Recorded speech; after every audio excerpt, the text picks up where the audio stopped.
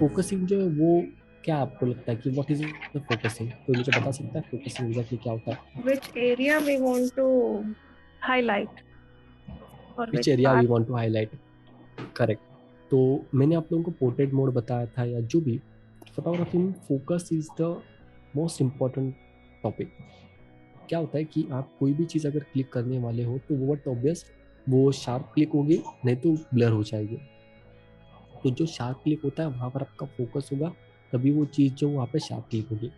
लेकिन जो फोटोग्राफी के जो टाइप्स होते हैं, जो भी हम लोग ये फोकसिंग मेथड्स होते हैं, ये फोकसिंग मेथड्स चेंज होते रहते हैं हमेशा।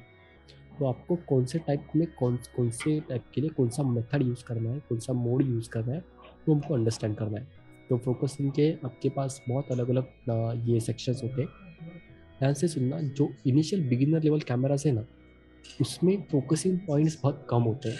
जैसे अब अगर आप यहाँ पे देख पा रहे हो, तो ये जो पर्टिकुलर आपका सेगमेंट है, यहाँ पर आप कितने पॉइंट्स देख पा रहे हो? 1 2 3 4 5 6 7 8 9 10 11, टोटल 11 पॉइंट्स है। तो आप पूरी की पूरी आपकी जो ये आपको व्यू फाइंडर में ही दिखाई देता है भाई, तो ठीक है, आपका जो कैमरा का व्यू फाइंडर होगा उसके अंदर आपको दिखाई देगा। तो अगर ये 11 पॉइंट्स अगर अवेलेबल है, तो आपका सब्जेक्ट जो है ना, वो आप किसी 11 पॉइंट्स के आसपास ही घूमता रहेगा। तो आप जैसे ही उसको हाफ प्रेस करोगे तो आपको वहाँ पर ब्लिंक का आवाज़ आता है, और व्यू फाइंडर में आप देखोगे तो वहाँ पर रेड एक डॉट जो है वो रेड हाईलाइट होता है। That is the focusing points. तो जब आप फोकसिंग पॉइंट चेंज करते हो, तो बट ऑब्वियस आपका जो सब्जेक्ट है वो यहाँ पर अगर होगा तो यहाँ पर आपका फोकस रहेगा, पीछे वाला एरिया शार्प हो जाएगा या ब्लर हो जाएगा। तो फोकसिंग पॉइंट्स में जैसे जैसे आपका कैमरा आप अपग्रेड करोगे, लाइक आप अगर एकदम प्रोफेशनल लेवल के कैमरा अपग्रेड करने के लिए जा रहे हो, तो वहाँ पर आपके जो फोकसिंग पॉइंट्स है वो भी बढ़ जाते हैं। We can go up to 49 focusing points, 51 या 61 फोकसिंग पॉइंट्स भी आप जा सकते हो, जैसे इस केस में हुआ है। करेक्ट। तो एंटायर जो जितने भी आपको रेंज दिखाई दे रही है जो फोकसिंग पॉइंट्स की,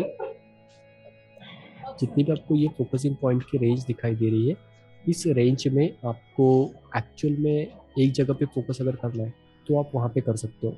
आप चेंज कर सकते हो, जो भी आपको मैनुअली ऑप्शन होता है तो आप वहाँ पे चेंज कर दोगे, एंड वहाँ पर आपका जो फोकस है वो लॉक हो जाएगा। तो उसमें सर सिंगल एग्जाम पॉइंट। हाँ बोलिए। सर एक एग्जांपल दिखा दो। एक एग्जांपल? अच्छा चलिए, मैं एग्जांपल आपको बताता हूँ। सबसे पहले अभी हम लोग ये उसके टाइप समझ लेते हैं, देन मैं आपको एग्जांपल बताता हूँ। तो यहाँ पर आपको देख पा रहे हो, अभी यहाँ पर सिंगल पॉइंट दिखाई दे रहा है आपको, करेक्ट, इस इमेज में। फिर यहाँ पर ये जोन होता है जिसमें 9 पॉइंट्स होंगे, तो आपका सब्जेक्ट इस 9 पॉइंट्स में कहीं पर भी अगर आता है तो वो वहाँ पर शार्प हो जाएगा। उसके बाद में ये मल्टी सेगमेंट पॉइंट होता है, ये लार्ज जोन, और यहाँ पर फुल कंटिन्यूस जो हमारे फोकसिंग सिस्टम होता है। तो अब अगर मैं आपको बताऊं, जैसे इस केस में या फिर इस केस में, अब इस केस में क्या हो रहा है, मेरा एक्चुअल में फोकस अगर है, फॉर एग्जांपल इस सेंटर में अगर फोकस है, उस लड़की का जो आंख है वो सेंटर में आ गया है मेरे, राइट। तो यहाँ पर रेड ब्लिंक हो रहा है ये। तो जैसे ही अगर ये रेड ब्लिंक हो रहा है तो आप देख पा रहे हो ये पूरी की पूरी जो लड़की है ये प्रॉपर शार्प क्लिक हुई है। लेकिन अगर मैं इस रेड पॉइंट को चेंज करके यहाँ पर लेकर आता हूँ, तो क्या होगा, पीछे वाला जो एरिया ना वो शार्प हो जाएगा और ये लड़की ब्लर हो जाएगी।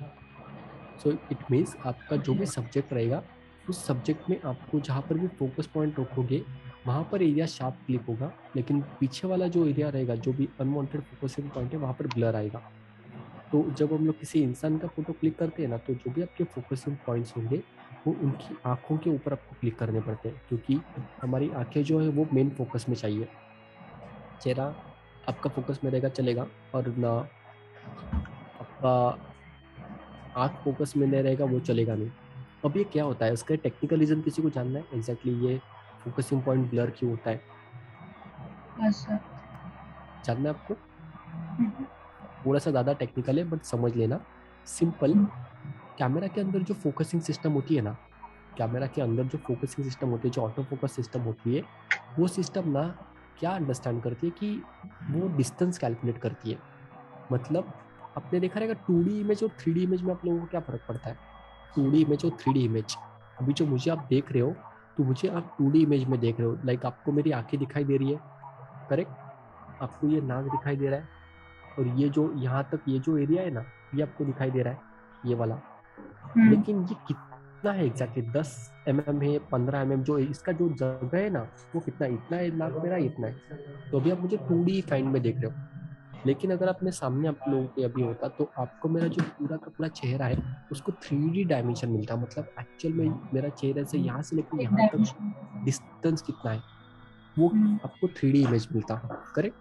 तो कैमरा क्या करता है, कैमरा के अंदर जो ऑटो फोकस टेक्नोलॉजी होती है, कैमरा के अंदर जो भी ऑटो फोकस टेक्नोलॉजी होती है वो हमेशा चेक करती है कि कौन सी इमेज या कौन सा जो पार्ट है वो फ्रंट में है और कौन सा पार्ट बैक में। अब वहाँ पर 1 mm भी 3D अगर इमेज होगा, जैसे अगर मुझे आपने फोकस किया मेरे कान के ऊपर, तो कान और इसके बीच में तो डिस्टेंस है ना यहाँ पे इतना बड़ा, तो कान अगर फोकस में तो ये ब्लर हो जाएगा, अगर ये फोकस में तो ये ब्लर हो जाएगा। इसकी वजह से आपका जहाँ पर भी फोकस पॉइंट होगा वो जगह पे प्रॉपर शार्प क्लिक होगा, लेकिन बाकी की जगह पे ब्लरनेस, जो हमने डेप्थ ऑफ फील्ड देखी थी ना, वो डेप्थ ऑफ फील्ड आपकी इमेज में आना चालू कर देती है। तो आप जहाँ पर भी रहोगे, कोई भी इमेज अगर आप देखोगे तो उस इमेज में जहाँ पर आपका एक्चुअल में सब्जेक्ट है उस सब्जेक्ट को आप फोकस में रखोगे, और उसके बाद में बाकी के जितने भी पॉइंट्स हैं उन पॉइंट्स को आप इग्नोर कर सकते हो या फिर आप साइड में यूज़ कर सकते हो। जैसे अगर इस केस में आपको मैं दिखाऊं, ये वाला पर्टिकुलर पार्ट, इस इमेज को हम लोग देखते हैं। अब इस इमेज में आप देख पा रहे हो, ये जो पर्टिकुलर इमेज है इसमें सब्जेक्ट क्या था, ये 2 पत्ते। करेक्ट।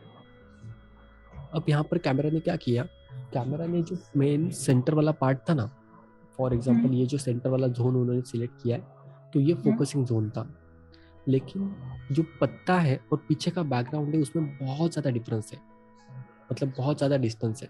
तो बट ऑब्वियस मेरा फोकसिंग पॉइंट यहाँ पर होने के बावजूद मेरा जो बैकग्राउंड है वो ब्लर हो गया।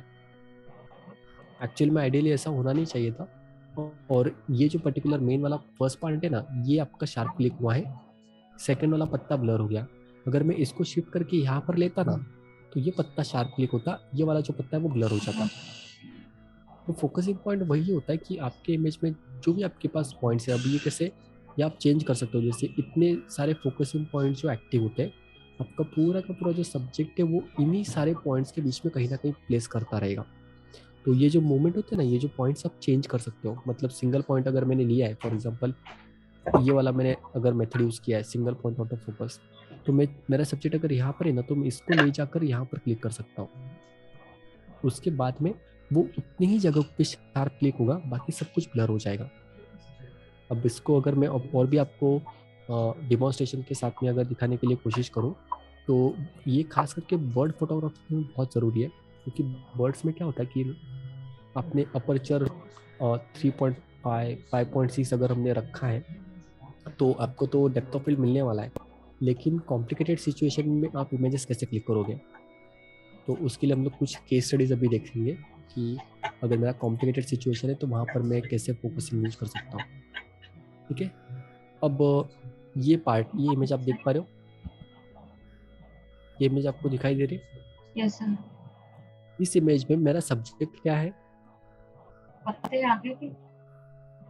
पत्ते तो आगे के नहीं, मेरा सब्जेक्ट ये बर्ड था, ये देख पा रहे हो, ये बर्ड पीछे। एग्जैक्टली। तो अब क्या हुआ, मेरा जो अपर्चर है वो मैंने कितना रखा था यहाँ पर 5.6, क्योंकि ऑलरेडी डे लाइट में शूट किया है। 5.6 में मुझे जो डेप्थ है वो तो मिलता है बिकॉज बर्ड के पीछे तो आसमान है, तो आसमान अगर है तो वहाँ पर तो मुझे डेप्थ ऑफ फील्ड मिलने वाला है, मतलब बैकग्राउंड मिलने वाला है। लेकिन यहाँ पर मेरा फोकस पॉइंट जो थे ना, वो फोकस पॉइंट गलती से यहाँ पर आ गए। अब ये मैंने क्लिक नहीं किए, मेरे स्टूडेंट्स ने जो उन्होंने क्लिक किया है, तो यहाँ पर आप देख पा रहे हो फोकसिंग पॉइंट यहाँ पे क्लिक हो गया, तो इसके लिए ये जो डंडी है शार्प क्लिक हुई, ये जो है ना ये ब्लर हो गया, लेकिन जो मेन सब्जेक्ट था वो ब्लर हो गया। तो फोकसिंग पॉइंट एक्यूरेटली उस जगह पे होना बहुत ज़रूरी है जहाँ पर एक्चुअल में आपका सब्जेक्ट है। तो वो जो एरिया है ना, वो छोटा सा जो जोन है, उस जोन में आपका शार्पनेस जो प्रॉपर क्लिक होगा। आई थिंक मैंने उसमें एक इमेज क्लिक किया था, तो अगर ना आप यहाँ पे देखते हो, एक दो इमेजेस हम लोग क्लिक करते हैं, जैसे ये इमेज आप देख पा रहे हो निधि, अर्चना, ये इमेज आप देख पा रहे हो। Yes sir. अब इस इमेज में देखिए, जहाँ पर ये क्लिक किया है वहाँ पर तो ये डंडी थी अवेलेबल, करेक्ट। तो ये डंडी पे अगर फोकस करता मैं तो मेरी डंडी, ये जो पूरा पेड़ है वो फोकस हो जाता, पीछे वाला पक्षी ब्लर हो जाता जैसे पहले वाले हुआ था। लेकिन अभी फोकस पॉइंट ना इस जगह पे क्लिक किया है उसने, फोकस पॉइंट यहाँ पर शिफ्ट कर दिया, तो ये पर्टिकुलर ना जो बर्ड है वो प्रॉपर शार्प क्लिक हुआ, सामने वाली जो पत्ते हैं वो ब्लर हो गए। आइडियली तो जो सामने वाली चीज है वो शार्प होनी चाहिए, पीछे वाली चीज ब्लर होनी चाहिए, करेक्ट। ये कैमरा इस प्रकार से अंडरस्टैंड करता है। लेकिन जहां पर मैंने फोकस पॉइंट चेंज कर दिया तो मैंने कैमरा को एक गाइडलाइन दे दिया कि बॉस मुझे ना इस जगह पे फोकस करना है, इस जगह मुझे शार्प क्लिक करना है, बिकॉज यहाँ पर मेरा सब्जेक्ट है, बाकी जगह पे मुझे कुछ लेना देना नहीं है। तो ये आपको बहुत ज़्यादा ज़रूरी है अंडरस्टैंड करना। आई थिंक हम लोग और एक दो इमेजेस देखेंगे जो कॉम्प्लिकेटेड सिचुएशंस है, क्योंकि बाकी जगह पे तो आपका इमेज प्रॉपर कैप्चर हो जाएगा। जैसे यहाँ पर फोकस किया तो ये प्रॉपर कैप्चर हुआ है। हाँ, अब ये इमेज आप देख सकते हो सेंटर में, तो मैंने यहाँ पर सिंगल पॉइंट वाला ऑटो फोकस वाला जो मेथड था ना, सिंगल पॉइंट ऑटो फोकस, वो यूज किया था।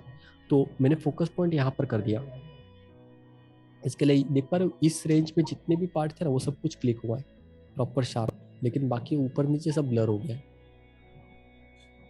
देन और भी एक दो इमेजेस हम लोग देखते हैं अगर पॉसिबल है तो। इस इमेज में आप देख पा रहे हो अब आगे बहुत सारे पत्ते थे लेकिन फोकस यहाँ पर है, तो ये पार्ट अब प्रॉपर क्लिक हुआ है। उसके बाद अगर हम लोग देखते हैं कोई इमेज, ये वाला भी एक क्लिक हुआ है, उसका फोल्डर देखते हैं उसमें शायद हमने क्लिक किया होगा। अब यहाँ पर फोकस शिफ्ट हुआ है, फोकस यहाँ पर होना चाहिए था, गलती से यहाँ पर आ गया, तो बॉटम में पेड़ पत्ता प्रॉपर क्लिक हो गया, ये बरसत ब्लर हो गया। एग्जैक्टली, क्योंकि एक कॉम्प्लिकेटेड सिचुएशन था जहाँ पर हमने इमेजेस क्लिक करने के लिए कोशिश की थी। I think I will check. ये इमेज में देख पा रहे हो फोकस सेम सिंगल पॉइंट यहाँ पे रखा है, तो बाकी जितने भी चीज़ें वो ब्लर हो गई, अदरवाइज वो ये डंडी प्रॉपर क्लिक होती, ये प्रॉपर क्लिक होती, पक्षी ब्लर हो जाता।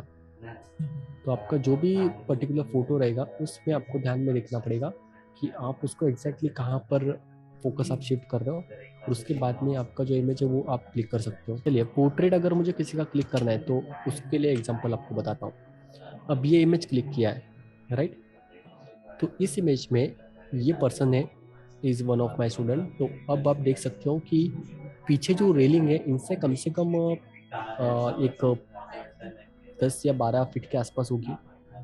पीछे वो पेड़ है और पीछे लेक है। तो मैंने आपको जो बताया था कि पोर्ट्रेट जो हम लोग क्लिक करते हैं या किसी का भी रैंडम शॉट है, अब आप देख सकते हो उनका जो पूरा का पूरा इमेज है वो तो लाइट एक जगह से फॉल हो रहा है चेहरे पे, तो वो शेडो आ गया, नेचुरल लाइट है, कैंडिड क्लिक किया गया है। लेकिन डेप्थ जो बोलते हैं हम लोग, पीछे का ब्लर बैकग्राउंड वो कितना मिलता है, अपर्चर कम है बट बैकग्राउंड में अगर डिस्टेंस ज़्यादा है तो बट सबको जो डेप्थ है वो मिलने वाला है। ओके, ये हमारा मेन देखने का था। वही अगर मैं आपको और एक दो इमेजेस बताता हूँ जहाँ पर सेम अगर दो पर्सन क्लिक कर रहे हैं। ओके, यहाँ पर तो हमको कुछ नहीं दिखाई दे रहा। अब यहाँ पर कभी अगर आप बाहर जा रहे हो कहीं पे एंड वहाँ पर अगर आपको कुछ ऐसे अलग अलग इमेजेस मिल जाते हैं ना, तो ऑलवेज ट्राई टू क्लिक। बहुत आपके पास रैंडम इमेजेस आ जाते हैं, सो मेक श्योर कि आप सामने लोग बेचारे जो पर्सन है उनको भी एक बार पूछ लो, बट डोंट क्लिक ऐसे कोई भी इमेजेस, तो बेचारे वो लोग कई बार अपसेट भी हो सकते हैं। बट इट्स बेटर कि आप सामने वाले से कैसे कम्युनिकेट कर रहे हो। Like this is again candid shot, so you can easily see there is a emotion which is actually I tried to capture. So again she was from artist field, तो वो थोड़ा सा हमको पता चला, बाद में पता चला she is also an photographer. तो आप देख सकते हो इमेजेस आप कैसे क्लिक कर रहे हो, जो भी आपका इमेजेस रहेगा, बट हमेशा देखना कि आपके पास आजू बाजू में जो पर्सन है अगर कुछ मोमेंट्स आप कैप्चर कर सकते हो तो definitely you can go and you can capture all those emotions.